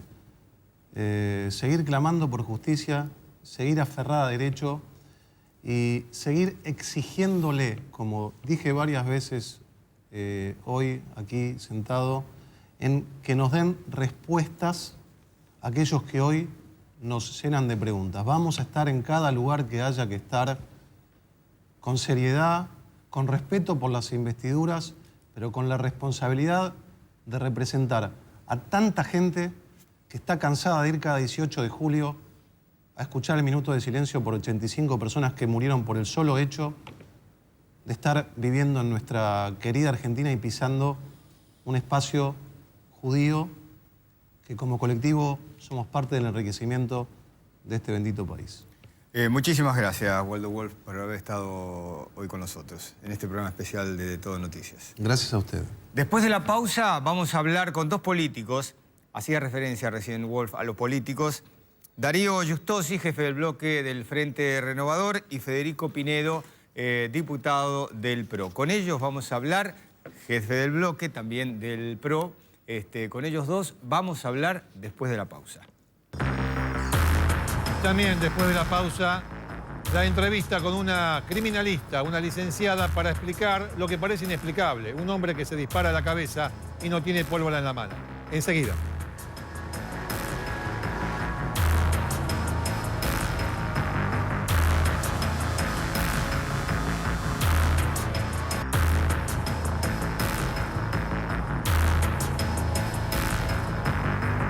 Seguimos en este programa especial sobre la muerte del fiscal Alberto Nisman y vamos a hablar, como habíamos prometido, con la perito en balística y licenciada en criminología Olga Fernández Chávez, para hablar justamente de eso, de cómo es posible, a raíz de lo que se conoció hoy de la prueba negativa de pólvora en la mano del fiscal, que este resultado sea posible, valga la reiteración. Olga, entonces, ¿cómo es? Se dispara posiblemente él mismo, con un revólver, una pistola calibre 22, pero no hay residuos del fulminante en su mano. ¿Me lo puedes explicar? A ver, vamos desde lo básico y explicando lo más sencillo posible. Cuando se dispara con un arma siempre ocurre, en este caso los cartuchos calibre 22 tienen fuego anular, con lo que implica que el fulminante está en el borde de la vaina, ¿sí? Sea un revólver o una pistola, se detona, se genera la detonación del fulminante. Sí. Esto produce la deflagración de la pólvora que va a impulsar luego el proyectil a través del arma y va a poder de esa forma proyectarse hacia el objetivo. Lo voy a hacer en palabras muy sencillas. Sí. El fulminante hace como que la chispa. Claro. Para que se provoque la deflagración. Claro. Y la pólvora se quema, genera gases, esos gases en un punto superan la presión del certizado del cierre y proyecta el proyectil. Esta combustión nunca es completa, ¿sí? Porque logra ciertas presiones, pero siempre queda un poco de pólvora sin combustionar. Quedan, a veces lo que hablaban de plomo no siempre hay, porque los proyectiles encamisados no van a tener contacto con plomo, pero sí voy a tener fulminato de mercurio, antimonio, bario, a veces hay plomo, que son los que generan esta chispa, que es la que genera la deflagración. Ahí está. Cuando se empiezan a quemar, Sí. Una de las características que se encontraron, y en esto fuimos evolucionando en las ciencias forenses, antes buscábamos nitritos y nitratos, que lo que hacían era, hacían el típico guante de parafina que se hacía antes, Sí. que sacaban y te daba color azul. Pero eso que buscaba un oxidante, que el oxidante hay muchísimas veces en la naturaleza, entonces daba muchos falsos positivos. Ahí está, no es una prueba muy segura la de parafina. La de parafina es la menos segura. Bien. Después avanzamos a la técnica de absorción atómica, que buscábamos los metales. Pero estos metales también están en la naturaleza. Entonces se discutía muchas veces, todos de golpe siempre tenían una excusa para haber tenido contacto con bario o antimonio. Sí. Y de esa forma se ponía la duda respecto a los resultados de la pericia.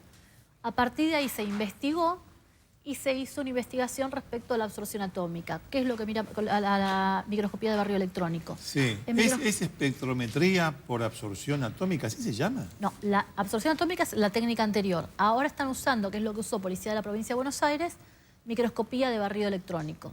Bien. Lo que hacen en esa forma es, para explicarlo lo más sencillo posible, multiplicamos muchísimas veces las partículas Sí. y debido a las presiones y la temperatura que ocurren dentro del cartucho, los metales se funden y toman una forma muy particular que no encontramos en la naturaleza. Porque a esas temperaturas y esas presiones no se logran naturalmente. Esa prueba es la que se hizo en el caso del fiscal Nisman. Exactamente. Bueno, entonces, ¿por qué no hay ningún resto de ningún metal? A ver, yo le explico cómo hacemos Atómicamente, sí. el resultado. Hay una especie de tampón de goma, ¿sí? O generalmente de goma, a veces es metálico, que tiene una punta adhesiva, ¿sí? Ese adhesivo se coloca por todo el sector que está normalmente en contacto con la pólvora, ¿sí? Son redondos, unos adhesivos redondos que se colocan... Y después le ponemos sí. la tapa de vidrio generalmente y eso después se pone en el microscopio. Como estamos tocando una superficie muy amplia, Sí.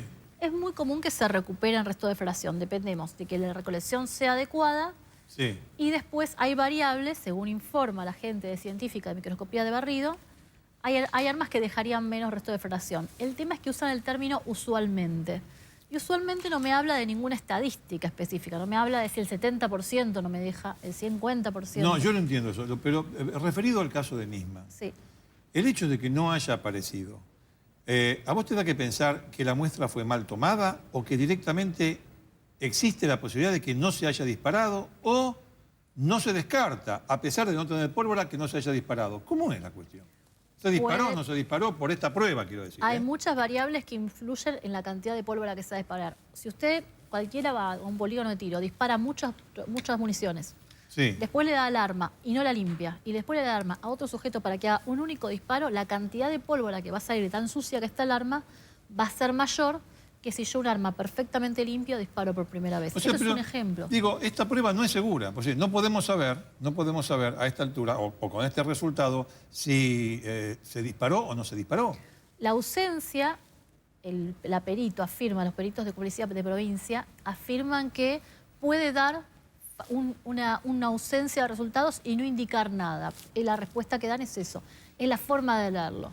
Ahora, como nadie tiene un microscopio de barrido electrónico en su casa, ninguno de los peritos, no podemos corroborar ni tampoco podemos hacer tantas muestreos de pericias porque no tenemos la capacidad laboratorio de controlarlo. Yo pregunto, frente a este resultado, ¿vos qué harías? Yo pediría... En este caso concreto. Específicamente yo le pediría a los peritos oficiales un pedido de explicaciones que indiquen, en base a su causística, cuántos casos de proyectiles, de disparo de un proyectil calibre 22 corto con una pistola tipo Versat han analizado y en cuántos casos encontraron que había ausencia de resultados y en cuántos casos sí. ¿No se puede hacer una prueba de ADN para ver si apretó el gatillo? Sí. ADN de contacto, sí, ¿no? ADN de ¿Se le contacto, dice? exactamente. Muy bien. A ver si apretó el gatillo. ¿Se puede hacer eso? Sí, se puede hacer eso, se puede hacer ADN para determinar si hay presencia del ADN de otra persona, se pueden buscar huellas digitales. Esas son medidas que se pueden ordenar para ver si efectivamente se disparó o no. Sí. Pero en definitiva, el hecho de que el resultado sea negativo no excluye la posibilidad de que se haya disparado él mismo. Exactamente. No le excluye. En base a lo que ha informado la pericia, y hay un porcentaje de error por si acaso, no lo excluye. Ahora, si yo hago esta misma prueba con otra persona, una persona viva, obviamente, Sí. ¿no? Es decir, le hago disparar esa misma arma para ver si queda o no queda restos de ese metal. Hay muchas variables que no se van a dar en las mismas circunstancias. Por darle un ejemplo. A ver. En la persona viva puede que ocurre esto, la transferencia de que se toca una toalla para lavarse las manos, se pone las manos en los bolsillos y eso desprende los restos de deflamación. Ahí está. Por ejemplo, el agua. Vamos a suponer que alguien dispara. No que se suicida, que dispara. Y se lava las manos. ¿Se va eso? Va disminuyendo. Se va Hay estudios que demuestran que el roce continuo dentro de las 2 horas disminuyen hasta el punto de disminuir las posibilidades de detección los restos de deflamación. Depende obviamente del calibre de la arma y muchas variables. Olga Fernández Chávez, muchas gracias por tu participación aquí. Edgardo.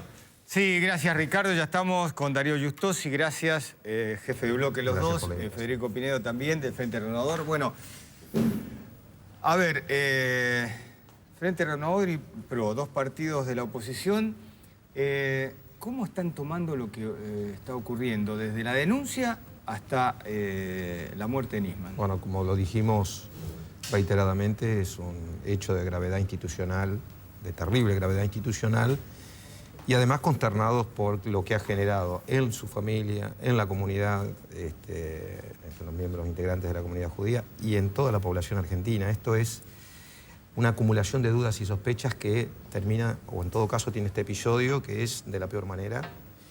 Y creo que tenemos que estar templados, tener un sentido de responsabilidad al momento de hacer declaraciones. Creo que al mismo tiempo necesitamos que la Corte Suprema de Justicia tutele todo el proceso, tome medidas extraordinarias, que las tiene mecanismos para hacerlo, y que estemos todos atentos, porque en definitiva la pérdida y la pobreza de calidad institucional, de calidad política en Argentina, somos todos un poquito responsables, y que el conjunto de la población haga un seguimiento, que esté atento, que no se distraiga con estos temas, porque finalmente lo que se abre aquí es un capítulo, es cómo seguimos. Lo importante es cómo seguimos, y queremos seguir sin miedo. A todos nos pasa, lo dijo de alguna manera en el entrevistado anterior, integrante de la comisión de la DAIA, nos pasó a nosotros, me pasó a mí, antes de venir acá, mi mamá me dijo, tené cuidado, no sé tener cuidado de qué, el temor que tiene mi mamá, lo mismo le pasó a Sergio, que recibió a la madre hoy a tomar unos mates porque estaba preocupada por la situación. Esto que nos impregna, al mismo tiempo debemos estar motorizados por el compromiso de estar con un sentido de responsabilidad republicana, estar muy atentos y estar todos, ¿no? Cada uno, los televidentes, cada uno que en su casa está continuando con sus actividades, no distraerse frente a estos temas. Federico Pinedo, hay un reclamo de la gente hacia los políticos, ¿no? Para que en este país haya justicia, para que haya paz, para que estas cosas se resuelvan. Bueno, hay una enorme responsabilidad de los políticos. La pregunta que nos tenemos que hacer es si vamos a dejarle nuestro país, el país de nuestros hijos, a las mafias y vamos a decir este país no tiene arreglo, o si vamos a decir vamos a cambiar esta situación porque lo que nos pasa es mucho peor que la Argentina. La Argentina es mucho mejor que esta cosa que está pasando con mafiosos que hacen lo que hicieron. Ya sea incitar a Nisman a que apriete el gatillo o a haberlo gatillado directamente, que para mí es lo mismo. Entonces me parece que todas las personas que tienen responsabilidad política en la Argentina, la presidenta a la cabeza, los ministros, el secretario de Seguridad, los jueces, los fiscales, los diputados, lo que tenemos que hacer es generar confianza en que no va a haber impunidad, confianza en que las instituciones democráticas que permiten la convivencia en paz van a funcionar. Y esto requiere un enorme esfuerzo porque el gobierno ha generado una enorme incredibilidad, digamos, ¿no? Incredulidad.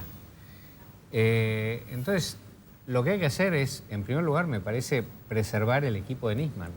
Eso quiere decir darle seguridad personal y darle libertad y que se mantengan en su trabajo, con tranquilidad. Esto es muy relevante. Todo va a depender de quién ponga al frente, ¿no? Ahora hay un cargo Gentili. Este es el segundo tema. Que se haga público la identificación de los integrantes del equipo. ¿Quién va a ser? Bueno, no sé, porque por ahí los persiguen, pero digo, ¿quién va a ser el fiscal que va a reemplazar a Nisman? Esto es absolutamente relevante. Y lo tiene que resolver una persona que está muy cuestionada, que es Gil Carbó, que en el día de hoy, por ejemplo, a nosotros que hemos hecho una acción judicial, porque Gil Carbó designó de manera irregular 16 fiscales, la justicia nos dio la razón y volvió a parar la designación de los fiscales. Entonces, había otra causa de un diputado del partido de Darío. Sí, así es. Entonces, este es un tema. Hay que dar confianza, hay que dar credibilidad. Las instituciones tienen que funcionar. Le hizo un favor a la credibilidad a Bernie, siendo antes que los fiscales, aparentemente. Esto es lo que le pedimos hoy a Bernie con Patricia Bullrich, que nos responda. Le hicimos 49 preguntas para que responda a ver cómo fue su accionar en esta cosa, porque es totalmente irregular que un ministro esté en la escena de un crimen antes que los fiscales, que son los que tienen que dirigir la investigación. ¿Le hace un favor Gil Carbó con cómo se ha venido comportando hasta este momento? A lo mejor tiene que dar un paso al costado para generar credibilidad. Bueno, yo creo que eso es lo que hay que hacer.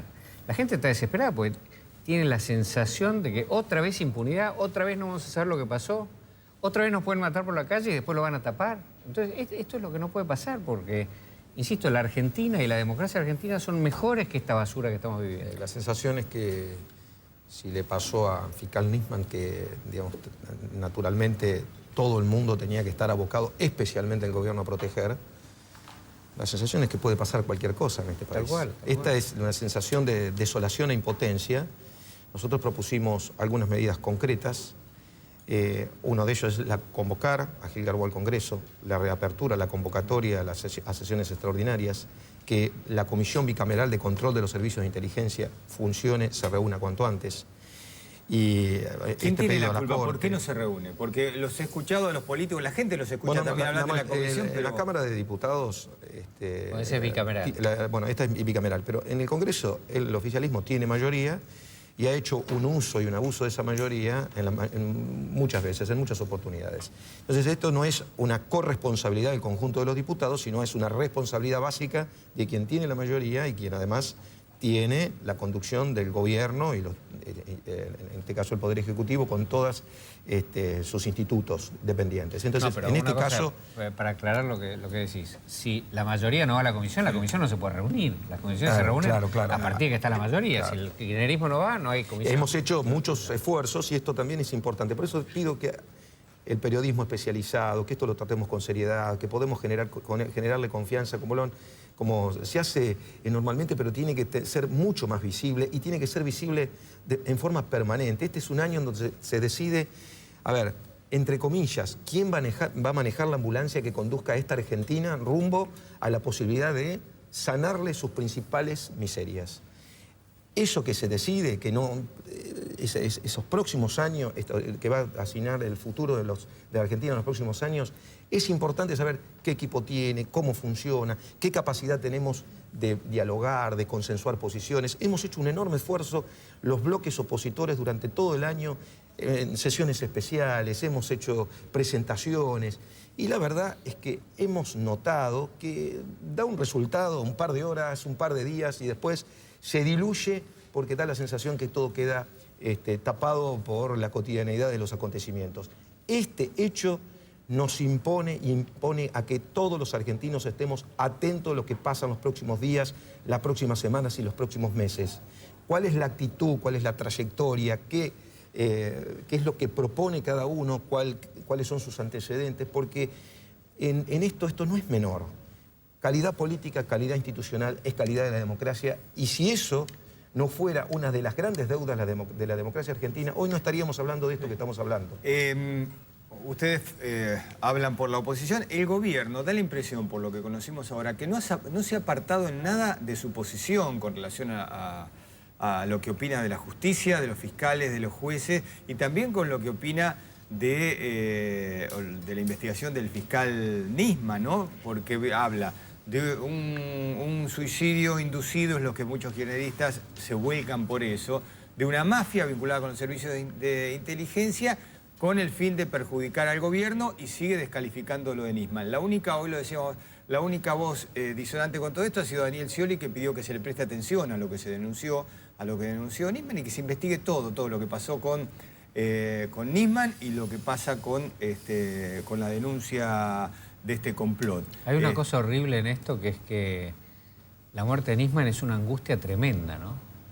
Fue un golpe muy duro, en una cosa muy íntima de todos nosotros, de toda la gente que lo sintió. Entonces, esta actitud de gente de la política que lo que quiere es defender a su partido. Sería lo mismo los que quieren atacarlo porque no es su partido, ¿no? Lo que quieren defender a su partido, defender al gobierno, defenderse ellos mismos, en lugar de tratar de ver qué es lo que pasó. La obligación es ver lo que pasó, no defenderse como el objetivo central. La carta de la presidenta es una cosa tremenda. Debe decir 70 veces yo. No es el tema ella. El tema es qué pasó. Entonces, ayudamos a resolverlo, ese tema. Esa es nuestra obligación. Nosotros lo vamos a hacer. Nosotros vamos a controlar a Gil Carbó. Nosotros vamos a defender a la gente de Nisman. Nosotros vamos a trabajar para garantizar que se reserven las pruebas. Pero veamos qué es lo que pasó. Salvo que estemos involucrados, pero todos los demás tienen que estar trabajando del otro lado. En el medio de la desazón, de la peor noticia inesperada, fue choqueante a las primeras horas cuando nos enteramos, lo primero que esperábamos y lo que percibíamos, que era esto es lo obvio, es que pasadas las horas razonables, la Presidenta de la Nación haga uso de la cadena nacional, de un mensaje que tenga algunas decisiones rápidas para darle tranquilidad a la población. Frente a esto, darle tranquilidad a la población. La verdad es que la carta no es suficiente. Tantas veces se ha utilizado la cadena nacional para tantos temas menores. ¿Por qué no utilizarlo para un tema tan importante como un atentado terrorista sospechado de encubrimiento durante tanto tiempo y tantas dudas acumuladas, pero sincrónicamente organizadas, que ya parece no ser consecuencia de una casualidad? Ricardo Canaletti tiene preguntas para ustedes. Sí, quería preguntarles acerca de la idea de que intervenga la Corte en una situación como esta, en un caso como este, teniendo en cuenta que en el caso de la embajada, en el atentado contra la embajada, en la propia explosión de la AMIA, la Corte intervino como tribunal originario y terminó delegando en un juez federal la investigación en el aquí y ahora. ¿Cómo imaginan ustedes que podría ser, en el caso de la muerte de Nisman, un control o supervisión de la Corte? Supervisión. La palabra es supervisión. Supervisión. Porque hay tratados de derechos humanos que firmó la Argentina que establecen la doble instancia, ¿no? Que la gente tiene derecho a que la juzgue un juez y que eso pueda ser revisado por otro tribunal imparcial. Entonces nos parece, es una propuesta del Frente Renovador, creo que intervenga la Corte, pero me parece muy importante incluso que ya intervino la Corte, porque me parece que el gesto de ayer del presidente de la Corte de citar a sus peritos... Bueno, de hoy de publicar, ¿no? Hoy habilitó la publicación de la denuncia de 289 hojas. Es una de las que yo decía, de que las instituciones tienen que hacer un seguimiento estricto de esto para que la investigación sin investigación, el fiscal acuse y los jueces juzguen, ¿no? Entonces, la supervisión de la Corte es extremadamente relevante, fundamentalmente porque es uno de los pocos organismos institucionales creíbles de la Argentina. Nosotros creemos en la Corte. El oficialismo, bueno, ellos lo designaron.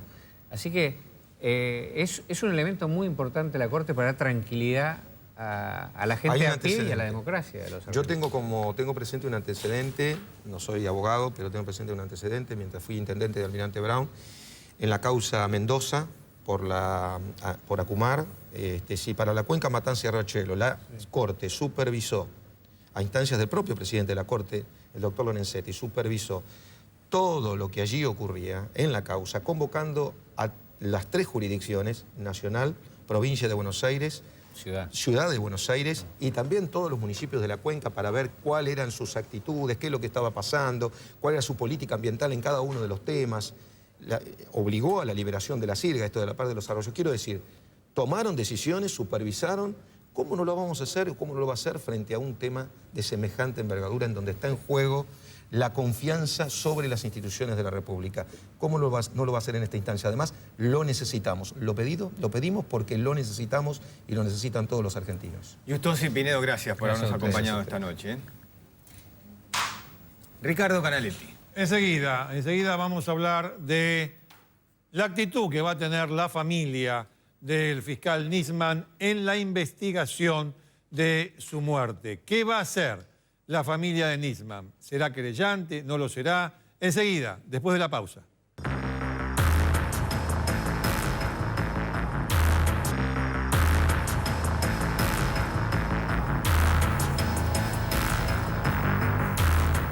La muerte de Nisman y este programa especial de Todo Noticias. Ricardo, dos cosas relacionadas con Lijo, porque recordemos, a ver, porque nos mezclamos con tanta información. Hay un juez de la causa madre que es Canicoba Corral, que es el atentado. El atentado, el exacto. atentado.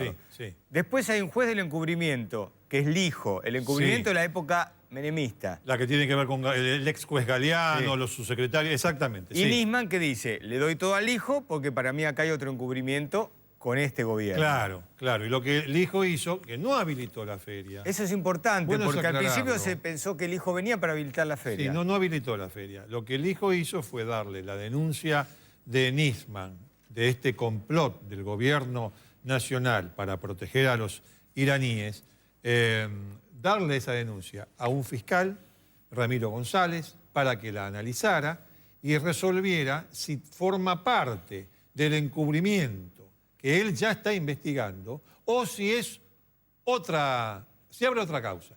Bueno, la última información es que se abre o se abriría otra causa, vamos a ponerlo en potencial, que va a ir a sorteo. En una palabra, con Lijo, entonces. No con Lijo, con lo cual tendríamos otro juez federal que va a intervenir en este... Tres jueces en este para universo que todo el tiene que tema ver con AMIA. el caso AMIA. Sí, sí. Más Sería- el juez que interviene, la jueza que interviene con el... Con lo cual serían 4. Hagamos un repaso. Está bien eso. Canicoba Corral, la explosión a la AMIA, el hijo, el encubrimiento de los años 90 que tiene que ver con el juez Galeano, un pago de $400.000 a Tejeldín para que involucre a la policía bonaerense, toda esa cuestión para desviar la atención, Lijo.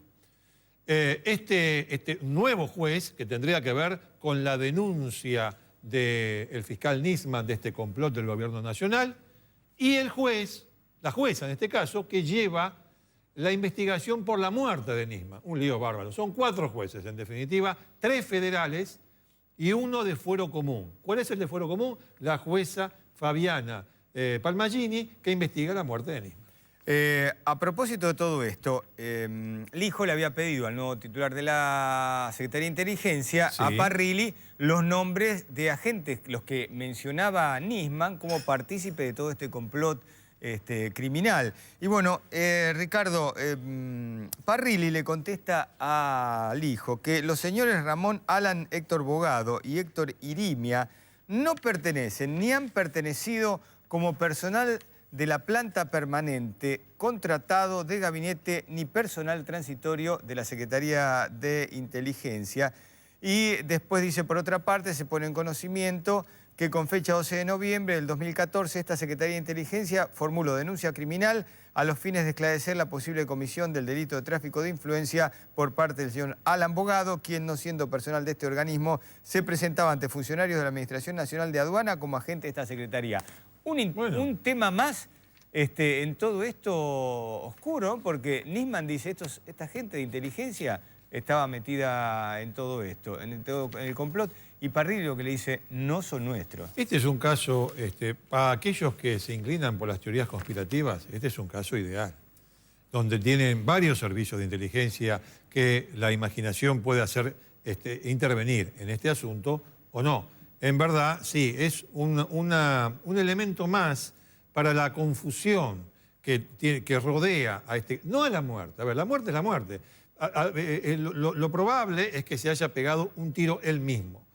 Queda abiertas las otras 2 posibilidades, por supuesto, hasta que un juez, una jueza, no determine si se trató de un suicidio inducido, de una instigación o de un homicidio, esto va a quedar abierto. Y lo que vamos comentando nosotros como periodistas son aquellas informaciones que abonan una teoría u otra teoría. Hasta ahora, por eso decía al principio, Edgardo, se está muy lejos de un motivo, ya sea para la decisión personal de pegarse un tiro, ya sea para la instigación a que lo haga o ya sea para ir a matarlo. Se está muy lejos. ¿Por qué? Porque no hay ningún indicio sobre motivo alguno. Se puede especular, pero especular por el contexto, lo que hablábamos también al inicio del programa, se puede especular por el contexto, es el fiscal que ha denunciado al gobierno, pero no más que eso. A ver, espérate. Sí, decime. Nosotros lo que tenemos ahora es la investigación judicial sobre el cuerpo de Nisman. De Nisman, sí. De Nisman. Sí. Sobre el arma que se utilizó Sobre el arma. y sobre el ambiente, el departamento, el piso donde él vivía. Y sus allegados, no estoy hablando de allegados familiares, estoy hablando también de custodios, porque a ver, la actuación de los custodios tiene que quedar perfectamente clara. Hay un lapso donde pudo no haber pasado nada o pudo haber pasado todo. Pudo, dije. Entonces, como vos dijiste, el cuerpo que tiene que hablar, de hechos parece que habló, aunque la autopsia no la conocemos. El arma que habló a medias, en realidad, porque no dio los átomos de metal en la mano del fiscal. Y los allegados, es decir, la gente que estaba en el portón, que parece ya declaró, pero no significa que ya se terminó ese capítulo. Los custodios, los familiares. ¿Qué van a hacer los familiares? Hoy vimos, una de las noticias del día fue la ex mujer del fiscal Nisman, la jueza federal de San Isidro, Sandra Arroyo Salgado, interesarse por la causa, fue a ver a la fiscal y demás. Tiene la posibilidad de presentarse como querellante. ¿Qué es querellante? Es la persona particularmente ofendida por el delito. Obviamente no es la víctima, pero sí quien lo representa. En este caso, las hijas de Nisman a través de su mamá, porque la pareja estaba separada. Pero a través de su mamá. Puede presentarse como querellante y acompañar la investigación, proponer medidas a la par de la Fiscalía. Sí lo puede hacer. Lo va a hacer, en las próximas horas se resolverá. Hay una referencia de Arroyo Salgado, de la ex mujer de Nisman, sobre los motivos. Parece que la familia, o por lo menos ella, piensa que no le cierra la posibilidad del suicidio. Pero pensar en el ataque, imagínate, después de 2 horas de un programa especial y de mucha información durante el día, pensemos en algo que nunca se dijo. Pensemos en un ataque, en una operación para matarlo. Es difícil unir. Y en un lugar como la Torre unir. Le Parc en Puerto Madero. Claro, es muy difícil unir, salvo que uno piense que son personas muy cercanas. Pero ya ahí la imaginación tiene que parar. Porque no hay nada en ese sentido. Ahora, si el día de mañana resulta que 2 o 3 declaraciones no coinciden, son incoherentes, que esto, que lo otro, y se puede llegar o arrimar a ese punto, se verá. Ahora la fiscal lo dijo con claridad. A ver, lo que dio a entender la fiscal, con lamentablemente el asunto de la pólvora dio negativo, fue, yo pensé que se cerraba el tema del homicidio con esa prueba. Sí. No se cerró. En consecuencia, justamente, yo estaba pensando, ¿no? No es un personaje común la víctima. Justamente la persona que horas antes había denunciado al gobierno termina muerto. La muerte, yo no estoy hablando ahora, Edgardo, no estoy hablando ni de suicidio, ni de homicidio, ni de instigación. Estoy hablando, la muerte de este fiscal ya es una cuestión gravísima. Póngale el mote de delito, sáquele el mote de delito. La muerte, después de haber hecho lo que hizo y antes de completar o de comenzar a sostener esa denuncia, la muerte de este fiscal es gravísima por donde se lo mire. Por eso, políticos, legisladores, gente del Poder Judicial están buscando ¿qué? Más control, más conocimiento, más información, porque esto no es un expediente que se pueda arreglar con un simple secreto de sumario. Sí, exactamente. ¿Va a ser importante, Ricardo, es bueno que se difundan los resultados de la autopsia? Yo creo que sí. Va a despejar muchas dudas. Hacen falta todavía, ojo, hay exámenes que se han ordenado que tienen que ver con las vísceras, toxicología y demás. Cuando yo hablaba antes del ritual, una de las cuestiones del ritual tiene que ver, hay casos de suicidas que se emborrachan. ¿Por qué la decisión? Bueno, no hace falta hablar mucho sobre la naturaleza y la entidad de esa decisión. La decisión final. Bueno, entonces, en fin,